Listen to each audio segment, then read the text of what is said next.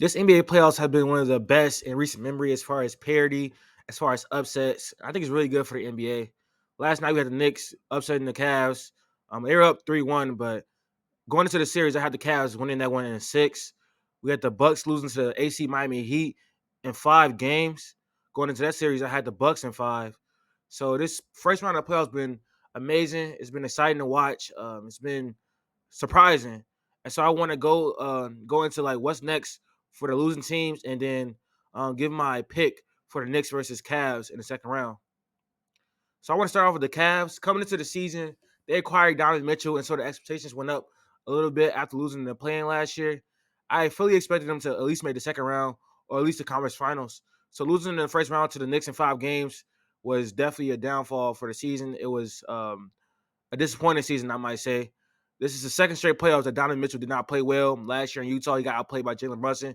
This year in New York, he got outplayed by Jalen Brunson again. They lost 2 games on home court as well, and so I think the next step for the Cavs obviously has to be upgrading his bench. The real reason they lost the series is because the Knicks just had so much depth. Like the depth was a lot better than the Cavs. What the Cavs had, JB, the coach of the Cavs, I'm not blaming him for this loss too much. I don't think he should be under fire too much because having Cedi Osman and Caris LeVert off the bench is not ideal. Rookie Rubio, agent Danny Green, it's not ideal. So I think they first need to address the bench, bring in some young guys that can make an impact off the bench, some bench scoring, and then they need to upgrade that wing spot as well. I don't think. I mean, Isaac Curl got better this year as a 3-point shooter, as a scorer in general, but he's still not enough. He's great on defense, but I don't think his defense warrants him being almost unplayable on offense. So they definitely need to get a wings go and get somebody on the wing to take the pressure off Donovan Mitchell and Darius Garland.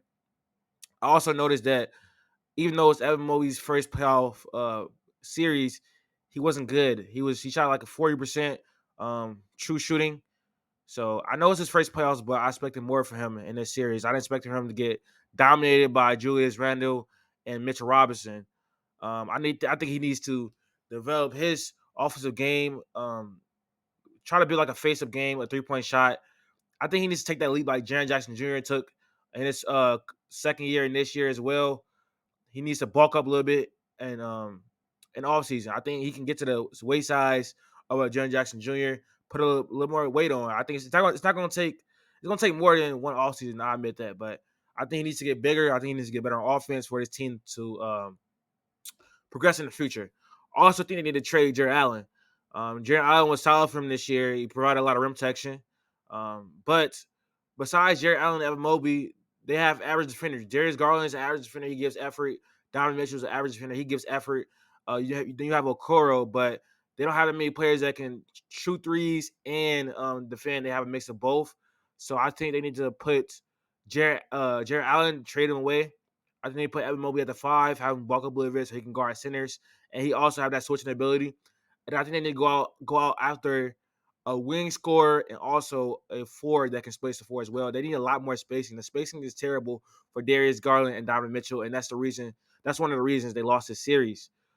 They need to go, like I said, get some more spacing, get a wing threat, and just continue to grow with this rebuild. This essentially it's a starting for both Donovan Mitchell and Darius Garland.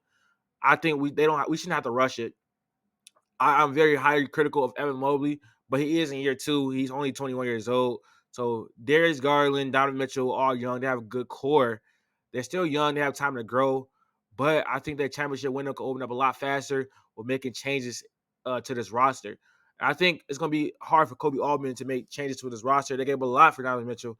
I don't know how much draft picks they have. They're not going to have that much money after having to pay their top 3 players. And they're also already paying Jared Allen $20 million. So it's gonna be very difficult to go over a player out there like OG Anunoby, Mikal Bridges, who Mikal Bridges and OG Anunoby warranted 3 to 5 first round picks at the trade deadline. So they don't have that draft capital to give up for players like that. But that's the level of player they need for that championship winner to open up for this team to improve. So they have a tall task on their hands this offseason. And so I'm looking for them to go in the draft and make some good selections. Now, that's the best place for the Cavs to improve in the draft, where you don't have to spend a lot of money, where you don't have to give up any like draft compensation.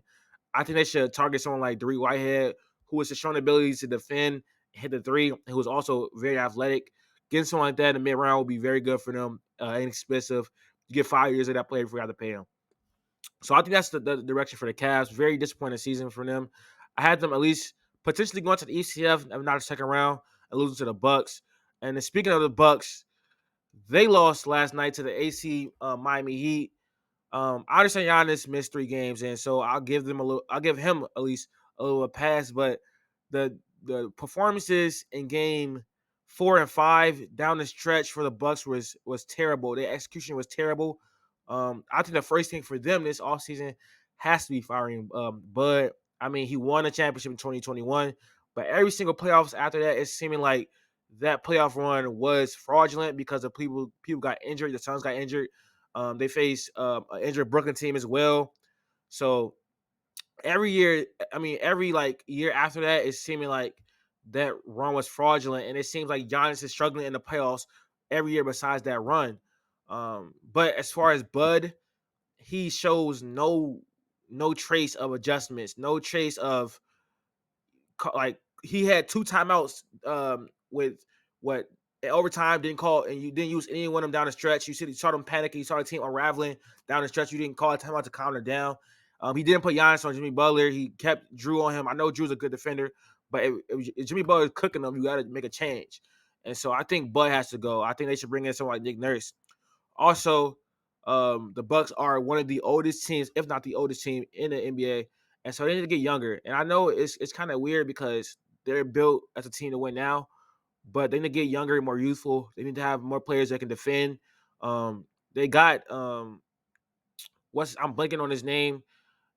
They got I'm gonna come back to that. So yeah, they just need to get younger. They're very old right now, very unathletic. And speaking of Giannis, um, Giannis, you're supposed to be an all-time great. You need to develop your game. You need to have a jump shot. You need to have a mid-range. You need to make your free throws. Any all-time great that wants to be top 10 level, you need to develop your game more so you don't keep getting stopped in the playoffs. Every year besides 2021, a team has figured out how to stop you, whether that's putting you at the line, whether that's building a wall. You need to develop your game, develop your free throw, because a player like LeBron James, when he was in the playoff, he continued to grow his jump shot, got a mid-range game.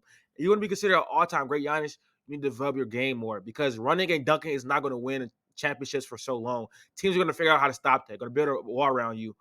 So when players like Drew Holiday, who's supposed to be an All-Star level player, is not showing up, Drew Holiday has been trash for 3 straight playoffs. His shooting percentage has been under 50% for 3 straight playoffs. He's not a second star, and so if Giannis needs that second star, Chris Middleton was hurt for the entire season basically, and came in the playoffs and had an okay performance. I think he was good in Game 5, but Drew Holiday has been terrible in the playoffs the last 3 seasons. So I don't know if they should move on for him. I think they maybe should move on from Chris Middleton. Try to bring in someone in like Dame. I know it's gonna take draft capital. I know it's gonna take a lot of money, but I think if the Portland Trailblazers are looking to move on from Dame, then they will be like flirting with the possibility of possibly like giving him whatever the destination he wants to go to because of all the things he's done for that city. So yeah, they got Joe Ingles. They need to move off of him. They just need to get younger. I think the Bucks championship window is not closed or anything, but this is a very disappointing season for them. They need to fire Bud. I don't like what I heard from Giannis in the post-game press. He said the season wasn't a failure, but it is a failure. He said it's like a stepping stone. I agree that this is probably going to be instrumental in making changes in the organization and possibly getting them to another championship because of a failure like this. But this season was definitely a failure. I had them in the championship or at least the ECF against the Celtics, and losing the first round. And I just want to speak on Jimmy Butler for a second. Man, Jimmy Butler, it's like he coasts throughout the regular season. As soon as the playoff comes, he turns it up. And when the Bucks went down 3-1, I still picked the Bucks because I felt like they're a much better team, much deeper. The Heat run out there with their lineups of undrafted players and bums. They don't have Tyler Hero, and they still beat the Bucks. That's embarrassing. I gotta give major props to Jimmy Butler. He dropped 42 points in Game 5. I expected him to have a letdown game after dropping 56 because he's shown that in the past that after a historic performance, he comes back with another performance at subpar. But this game, he closed it out. He was shouting all in Drew Holiday face, like saying he owns him. And Jimmy's just a dog, man. He's just a dog. He's earning his spot as far as an all time great um, playoff performer as far as this generation. So gotta get my props to Jimmy Butler. I'm gonna speak about the Cavs and Knicks later on in this segment.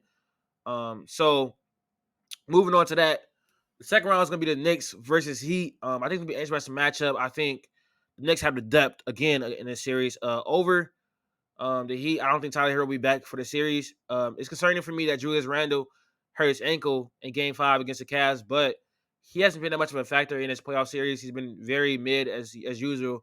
As Julius Randle.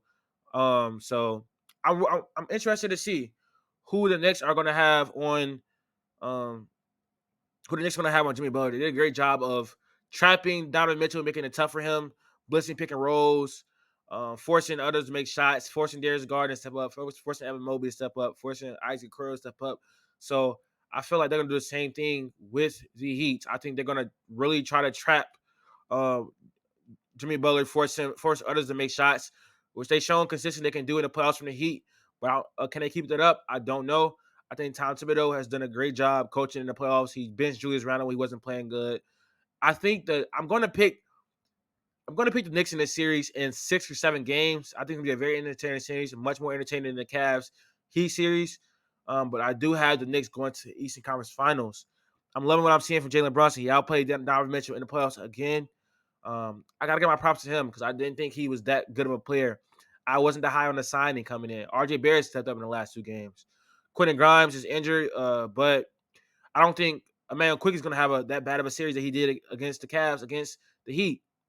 So I think it'll be another very tall task for the Heat if they want to advance to the Eastern Conference Finals.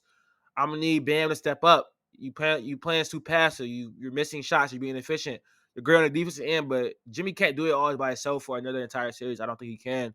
I think that's unreasonable to ask him to do that. So I'm gonna need to see more from Bam on the offensive side. I like what I saw from Kevin Love in Game 5 as well. Kyle Lowry, you're gonna have to contribute as well with Tyler Hero being out, Caleb Martin and stuff like that. So I think it'll be a very interesting series.